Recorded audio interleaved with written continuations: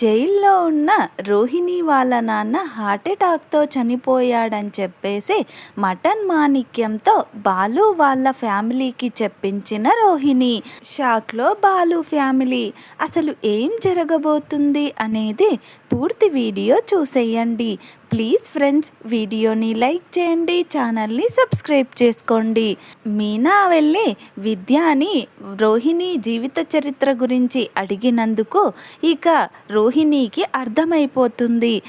బాలు మీనా తన గురించి పూర్తిగా తెలుసుకోవాలని అనుకుంటున్నారని, తన గతం తవ్వాలని చూస్తున్నారని ఇక రోహిణికి అర్థమైపోతుంది. అప్పుడు ఇక రోహిణి చాలా అంటే చాలా ఆలోచిస్తూ ఇక విద్య దగ్గరికి వెళ్ళి దీనికి పులి స్టాప్ పెట్టాలంటే ఏదో ఒకటి ఆలోచించాలి, కానీ ఏం చేయాలో నాకు అర్థం అవ్వట్లేదు అని చెప్పేసి బాధపడిపోతూ ఉంటుంది. ఇక ఇంతలో రోహిణి విద్యతో, విద్య రేపొకసారి ఆ మాణిక్యాన్ని ఇక్కడికి పిలిపించు, తనతో మాట్లాడాలి అని చెప్పేసి అంటుంది. అప్పుడు విద్య దేనికే, ఇప్పుడు వాడితో ఏం పని అని చెప్పేసి అడుగుతుంది. అప్పుడు మీనా ముందు నువ్వైతే పిలిపించు, తర్వాత చెప్తాను అని చెప్పేసి చెప్తుంది. ఇక అప్పుడు విద్య అలాగేవే అని చెప్పేసి అంటుంది.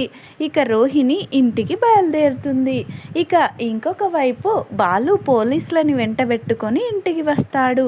అది చూసి ఇక ప్రభావతి, రే మళ్ళీ ఏం తప్పు చేశావురా, పోలీస్ వాళ్ళు ఇంటికి వచ్చారు అని చెప్పేసి అనడంతో అప్పుడు బాలు, పోలీస్ వాళ్ళు వచ్చింది నా కోసం కాదమ్మా, నాన్న కోసం అని చెప్పేసి అంటుంది.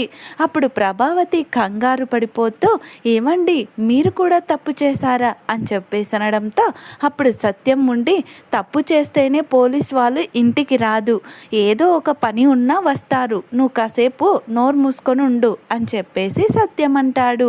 ఇక ఇంతలో ప్రభావతి కంగారు పడుతూనే ఏం జరిగిందో చెప్పండ్రా అని చెప్పేసి అంటుంటే ఇక ఇంతలో పోలీస్ అతను, ఏమ్మా ఎందుకంగా అంత కంగారు పడిపోతున్నావు, ఉట్టి కంగారు మనిషిలా ఉన్నావే నువ్వు, వీళ్ళు ఏదో మలేషియా వెళ్ళాలని చెప్పేసి వీళ్ళు ఇక పాస్పోర్ట్ కోసం అప్లై చేస్తున్నారంట కదా, దానికి ఐడి కార్డ్స్ ప్రూఫ్ కోసం వచ్చాను, మేము సైన్ చేస్తే తప్ప మీకు ఆ వీసాలు కానీ పాస్పోర్ట్స్ కానీ రావు అని చెప్పేసి అంటాడు. అప్పుడు ప్రభావతి కొంచెం ఊపిరి పీల్చుకుంటుంది. ఇక ఇంతలో బాలు, ఇక సార్ త్వరగా ప్రాసెస్ కానివ్వండి అని చెప్పేసి మాట్లాడుతుంటాడు. ఇక ఇంతలో అక్కడికి రోహిణి, మనోజ్ వాళ్ళు కూడా బయటకి వస్తారు. ఇక అప్పుడు రోహిణి కంగారు పడిపోతూ, ఈ బాలు ఖచ్చితంగా నా గురించి బయట పెట్టడానికి ఇదంతా చేస్తున్నాడు, ఏదో మా నాన్నని ఉద్ధరిస్తానన్నట్టుగా ఇంట్లో వాళ్ళతో చెప్తున్నాడే తప్ప అసలు నేను ఎక్కడి నుంచి వచ్చాను, అసలు నాది మలేషియానేనా కాదా అని చెప్పేసి ఇక నా గురించి పూర్తి వివరాలు తెలుసుకోవాలని ఈ ప్లాన్ చేశాడు. మీనా బాలు నా మీద పగపట్టారు, నేను సంతోషంగా ఉండటం, మేము ఎదగడం వాళ్ళకి ఇష్టం లేక ఇలా నా మీద పగ తీర్చుకోవాలని చూస్తున్నారు. కానీ దీనికి నేను ఎలాగైనా పులి స్టాప్ పెట్టాలి, ఏం చేయాలా అనేది ఆలోచించి త్వరలోనే నిర్ణయం తీసుకోవాలి అని చెప్పేసి వీళ్ళని ఇలాగే వదిలేస్తే నిజంగానే నా జీవితం మొత్తం బయట పెట్టేస్తారు, ఇక అప్పుడు నాకు బ్రతకడానికి కూడా అవకాశం ఉండదు అని చెప్పేసి ఇక బాధపడిపోతూ అక్కడి నుంచి కోపంగా చిరాక్గా తన రూమ్లోకి వెళ్ళిపోతుంది. ఇక ఇంతలో బాలు మీనాతో, చూసావా మీనా, మనం ఇక్కడ మలేషియా గురించి మనం పాస్పోర్ట్స్ అవి అని మాట్లాడుతున్నాం కదా, అది నచ్చక పార్లర్ అమ్మ ఎలా వెళ్ళిపోతుందో, ఏదో ఉంది మీనా అని చెప్పేసి అనడంతో అప్పుడు మీనా, మీరిక ఈ పని మొదలు పెట్టారు కదా, అది ఏంటో త్వరలోనే బయటపడుతుందిలేండి అని చెప్పేసి మీనా అంటుంది. ఇక పోలీస్ అతను అన్ని సైన్స్ తీసుకుని ఇక మాట్లాడుతూ ఉంటాడు. ఇంతలో రోహిణి తన రూమ్లోకి వెళ్ళి డోర్ లాక్ చేసుకుని ఇక ఆ మటన్ మాణిక్యానికి కాల్ చేస్తుంది. అప్పుడు ఆ మటన్ మాణిక్యం, ఏంటో చెప్పండి అని అడగగా, మీతో మాట్లాడాలి, ఒకసారి విద్య ఇంటికి రండి అని చెప్పేసి చెప్తుంది. అప్పుడు అతను సరే అని చెప్పేసి చెప్తాడు. ఇక పోలీస్ అతను, రేపొక్కరోజు ఎంక్వైరీ ఉంటుంది, రేపు వచ్చేసి ఈ ఐడెంటిఫికేషన్ నిజమా కాదా అని చెప్పేసి ఇక రేపటితో పూర్తి చేసి మీకు వీసా వచ్చేలా చేస్తాం అని చెప్పేసి అక్కడి నుంచి వెళ్ళిపోతాడు. ఇక మరుసటి రోజు ఉదయం అవ్వగానే రోహిణి విద్యా ఇంటికి పరుగు పరుగున వెళ్తుంది. ఇక ఇంతలో అక్కడికి మటన్ మాణిక్యం వస్తాడు.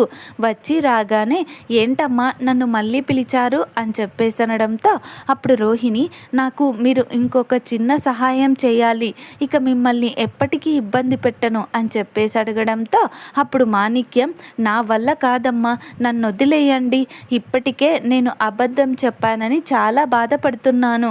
మా నాన్నగారు ఎన్ని కష్టాలు వచ్చినా సరే ఒకరికి అన్యాయం చేయకూడదు, అబద్ధం చెప్పకూడదని చెప్పాడు. కానీ నేను ఇలా చేశాను, మీకోసం చేసి నేను ఇరుక్కుపోయేలా ఉన్నాను. నేను పొరపాటున ఆ బాలుకి కానీ మీనాకి కానీ కనిపిస్తే నా తోలు ఒలిచేస్తారు, దయచేసి నన్ను వదిలేయండమ్మా అని చెప్పేసి అంటాడు. అప్పుడు ఇక ఆ విద్య ఉండి ఇదొక్కసారి మాణిక్యం ఎలాగూ ఒకలా ట్రై చేయి ప్లీజ్ అని చెప్పేసి అడుగుతుంటే అప్పుడు ఆ మాణిక్యం అస్సలు ఒప్పుకోడు, అస్సలే అంటే అస్సలు ఒప్పుకోడు. ఇక అక్కడి నుంచి వెళ్ళబోతుంటే ఇంతలో రోహిణి ఉండి ప్లీజ్ మాణిక్యం గారు మీకు దండం పెడతాను అని చెప్పేసి 2 చేతులెత్తి మొక్కుతూ నాకు ఎలాగైనా మీరు సహాయం చెయ్యాలి, ఇది నా జీవితం, మీరు గనక నేను అడిగినట్టు చెయ్యకపోతే నా సర్వస్వం పోతుంది, నా సంసారం నాశనం అయిపోతుంది, నాకు జీవితమే లేకుండా పోతుంది, ఇక మిమ్మల్ని జీవితంలో ఇంకెప్పుడూ ఇబ్బంది పెట్టను, ఈ ఒక్కసారి నేను చెప్పినట్టు నాకు సహాయం చేయండి, ఇక మీ జోలికి జీవితంలో రాను, ప్లీజ్ ఒక ఆడపిల్ల అడుగుతున్నాను, నీ కూతుర్ని అనుకుని నాకు ఈ సహాయం చెయ్యి, లేదా నీ చెల్లిని అనుకుని నాకు ఈ సహాయం చెయ్యి అని చెప్పేసి ఇక మాణిక్యాన్ని బ్రతిమిలాడుతుంది. అప్పుడు మాణిక్యం ఇక రోహిణి అలా చేతులెత్తి మొక్కి ఏడుస్తూ బ్రతిమిలాడుతుంటే ఇక చెయ్యలేను అని చెప్పలేక సరే చేస్తాను అని చెప్పేసి అంటాడు. అప్పుడు రోహిణి మాణిక్యం చెవిలో ఏదో ఇక గుసగుసగా చెప్పేస్తుంది. అప్పుడు ఇక ఇంతలో విద్య ఉండి అబ్బా నీకు ఇలాంటి ఐడియాలు ఎలా వస్తాయే అసలు, ఇది కానీ వర్కౌట్ అయితే ఇక నీ ఇంట్లో వాళ్ళు జీవితంలో మలేషియా టాపిక్ తేరు, ఇది జరగాలని నేను కూడా కోరుకుంటున్నానే, నీకన్నా ఈ మలేషియా టాపిక్ వల్ల నేనే ఎక్కువ సఫర్ అవుతున్నాను. ఉదయం మీనా అడిగిన ప్రశ్నలకి నా దగ్గర అసలు సమాధానమే లేకుండా పోయింది, వామ్మో తను ఒక సిబిసిఐడి కన్నా ఎక్కువగా ప్రశ్నించిందే నన్ను అని చెప్పేసి ఇక ఇద్దరు మాట్లాడుకుంటూ ఉంటారు. ఇక ఇంతలో మాణిక్యం అక్కడి నుంచి వెళ్ళిపోతాడు. ఇక రోహిణి అసలు ఏం చెప్పుంటుంది అని ఆలోచించాను. అయితే ఇంతలో ఇక రోహిణి ఇంటికి వెళ్తుంది. ఇక బాలు మీనా రోహిణిని చూసినప్పుడల్లా ఇక మలేషియా టాపిక్కే తీసుకొస్తున్నాడు. రోహిణికి ఎక్కడలేని చిరాకు వచ్చేస్తూ ఉంటుంది. ఇక శృతి రవిలు గొడవ పడుతూ ఉంటారు. ఇంతలో శృతి బయటకి వచ్చి మనోజ్ రోహిణి మీరు ఇటు రండి అని చెప్పేసి పిలిచి వాళ్ళని సోఫాలో కూర్చోబెట్టి మీరు ఒక రోజుకి ఎన్ని గంటల టైం స్పెండ్ చేస్తున్నారు అని చెప్పేసి అనడంతో అప్పుడు రోహిణి మేమిద్దరం కలిసి ఇక షాప్లో అని ఇక నైట్ అని మేము మొత్తం ఒక రోజులో ఒక 9 hours కలిసే ఉంటాము, 8 or 9 hours అని చెప్తాడు. అప్పుడు ఇక బాలు మీనాని కూడా అడుగుతుంది శృతి. అప్పుడు బాలు మీనా కూడా మేము ఒక రోజులో ఒక 10 గంటలు లేదా 12 గంటలు కలిసే ఉంటాము, అదే టచ్లో ఉంటామని చెప్పేసి చెప్తారు. అది వినగానే వామ్మో మీరు ఒక రోజులో హాఫ్ డే కలిసే ఉంటారు, నేను డబ్బింగ్ అని అటు వెళ్తాను, తినేమో ఇక కుకింగ్ అని అటు వెళ్తాడు, మేము ఒక్క రోజులో కనీసం ఒక 8 hours 4 hours 5 hours కూడా కలిసి ఉండట్లేదు, నేను డబ్బింగ్ అని అటు తను కుకింగ్ అని ఇటు ఇద్దరం ఇంటికి వచ్చి ఒక 1 or 2 hours స్పెండ్ చేసి తర్వాత పడుకుండిపోతున్నాం, నాకు ఇలా నచ్చటం లేదు రవి అని చెప్పేసి ఇక రవితో మారాం చేస్తూ ఉంటుంది. ఇక ఇదే అనువుగా తీసుకున్న బాలు వెంటనే మలేషియా టాపిక్ తీసుకొచ్చి నేను అందుకే చెప్పాను డబ్బడమ్మ మీరు మాతో పాటు మలేషియా వచ్చేయండి అని చెప్పేసి అక్కడ మీరు బాగా టైం స్పెండ్ చేయొచ్చు, 10-15 రోజులు కూడా ఉండొచ్చు, ఏమంటారు అని చెప్పేసి అంటాడు. ఇక అప్పుడు శృతి రవిని మారాన్ చేస్తుంది. మనం కూడా ఖచ్చితంగా వెళ్దాం, మలేషియా వెళ్ళాల్సిందే అని చెప్పేసి. ఇక అప్పుడు రవి తప్పేది ఏముంది, ఖచ్చితంగా వస్తానులే అని చెప్పేసి అంటాడు. ఇక ఇంట్లో అందరూ హ్యాపీ. ఇక మలేషియా టాపిక్ తీయగానే మళ్ళీ రోహిణి విసుగ్గా తన రూమ్లోకి వెళ్ళిపోతుంది. ఇక రోహిణి తన రూమ్లోకి వెళ్ళి ఏడుస్తూ ఉంటుంది. ఇంతలో ఇక మనోజ్, ఏమైంది రోహిణి, ఎందుకు అలా బిహేవ్ చేస్తున్నావు, వాళ్ళు మలేషియా వెళ్దామన్నప్పటి నుంచి నీ ప్రవర్తనలో తేడా వచ్చేసింది అని చెప్పేసి అనడంతో అప్పుడు ఇక రోహిణి యాక్టింగ్ మొదలు పెడుతుంది. నువ్వెలాగైనా వాళ్ళని వెళ్ళకుండా ఆపాలి, అసలు మలేషియా ఇప్పుడు వాళ్ళు వెళ్ళడం అంత అవసరం అంటావా, మా నాన్న ఎంత ఇన్సల్ట్గా ఫీల్ అవుతాడు, మా పాపనిచ్చిన ఇంట్లో వాళ్ళకి నేను జైల్లో ఉన్నానని తెలిసింది, నా పరువు మొత్తం పోయిందని ఆయన ఏదైనా చేసుకుంటాడు, ప్లీజ్ మనోజ్ వాళ్ళు వెళ్ళకుండా నువ్వు ఎలాగైనా ఆపేయి అని చెప్పేసి అంటుంది. అప్పుడు మనోజ్ ఉండి, నువ్వేం కంగారు పడిపోకు రోహిణి, నేను ఇప్పుడే వెళ్ళి అమ్మతో మాట్లాడతాను అని చెప్పేసి బయటికి వచ్చేస్తాడు. ఇక అప్పుడు ప్రభావతి అక్కడే ఉండుంటుంది. ఇక అప్పుడు ఆ మనోజ్ ప్రభావతితో, అమ్మ ఇప్పుడు మీరు వెళ్ళడం అవసరం అంటావా, ఈ సిచ్యువేషన్లో ఆయన మీరు వెళ్తే బాధపడరా, ఇప్పుడు వద్దులే అమ్మ, ఇంకెప్పుడైనా వెళ్దురు కానీ ఆయన జైలు నుంచి బయటికి వచ్చినాక వెళ్దురులే అని చెప్పేసి అనడంతో అప్పుడు ప్రభావతి, రే ఏం మాట్లాడుతున్నావురా, అలా ఎందుకు ఫీల్ అవుతాడు, ఆయన ఇలా కూడా అనుకోవచ్చు కదా, నా కూతురికి పెళ్లి చేశాను కానీ నేను జైలుకి వెళ్ళానని తెలిసినా కూడా వాళ్ళు కనీసం నన్ను చూడ్డానికి కూడా రాలేదు, అయినా నా కూతురు అక్కడ ఎలా ఉందో ఏంటో, నన్ను చూడ్డానికి కూడా రాలేదంటే అక్కడ నా కూతురు సంతోషంగా లేనట్టే అని ఇలా కూడా ఆలోచించవచ్చు కదా.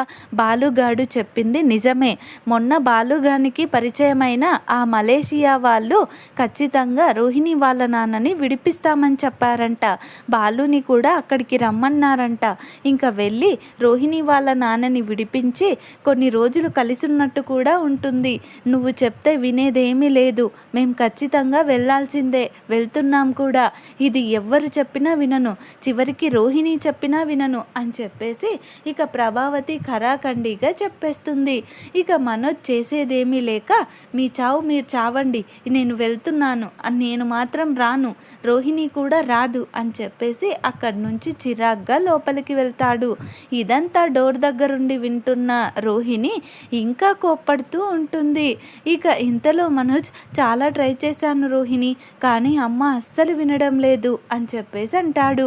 ఇక అప్పుడు రోహిణి, నువ్వేం బాధపడకు మనోజ్, నా చావేదో నేనే చేస్తానులే అని చెప్పేసి ఇక విసుగ్గా అలిగి పడుకుంటుంది.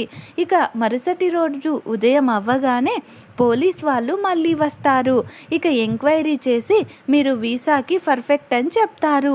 ఇంతలో ఇక రోహిణి ఆ మలేషియాలో ఉంటున్న వాళ్ళ మామయ్య అని చెప్పేసి ఇంట్లో మటన్ మాణిక్యాన్ని పరిచయం చేసుంటుంది కదా, ఇక ఆ మటన్ మాణిక్యానికి ఉదయమే కాల్ చేసుంటుంది. ఇక ఆ మటన్ మాణిక్యం ఇంటికి వచ్చేస్తాడు. ఇంట్లో పోలీస్ని చూసి చాలా కంగారు పడిపోతాడు.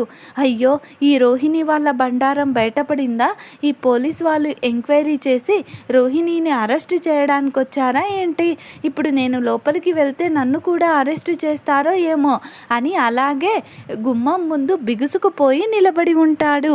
ఇక అప్పుడు రోహిణి ఆ మాణిక్యానికి కన్నుతోని సైగ చేస్తూ ఉంటుంది. అప్పుడు మాణిక్యం నెమ్మదిగా వస్తూ ఉంటాడు.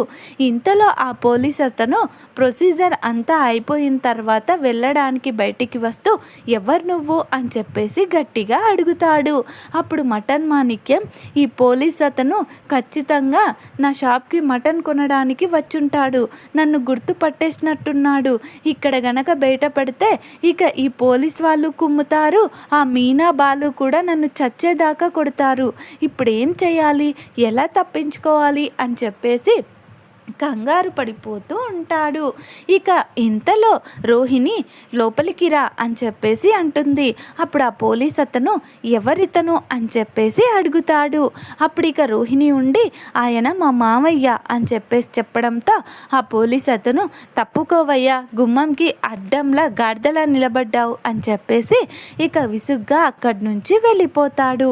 ఇక ఇంతలో ఆ మాణిక్యం లోపలికి వెళ్ళగానే ప్రభావతి రండి రండి నమస్కారం, ఎలా ఉన్నారు అని చెప్పేసి అతన్ని పలకరిస్తూ ఉంటుంది. మాణిక్యం మాత్రం ఏడుపుగొట్టు మొహం పెట్టుకొని బాధను నటిస్తూ ఇక ఏం మాట్లాడకుండా అలాగే నిలబడిపోతాడు. ఇంతలో రోహిణి ఉండి ఏంటి మామయ్య చెప్పా పెట్టకుండా వచ్చేసావు, కాఫీ తీసుకురమ్మంటావా అని చెప్పేసి అనడంతో అప్పుడు మాణిక్యం ఏమనకుండా సైలెంట్గా నిలబడతాడు. ఇంతలో ప్రభావతి ఉండి ఏంటండి ఇందాకటి నుంచి నేను మిమ్మల్ని ఎంత అడిగినా పలకట్లేదేంటి అని చెప్పేసి అనడంతో అప్పుడు మాణిక్యం అమ్మ రోహిణి మీ నాన్న అని చెప్పేసి అంటుంటే అప్పుడు రోహిణి చెప్పండి మామయ్య, నాన్నకేమైనా బెయిల్ వచ్చిందా ఏంటి, నాన్నను కలిసే అవకాశం వచ్చిందా అని చెప్పేసి అడుగుతుంది.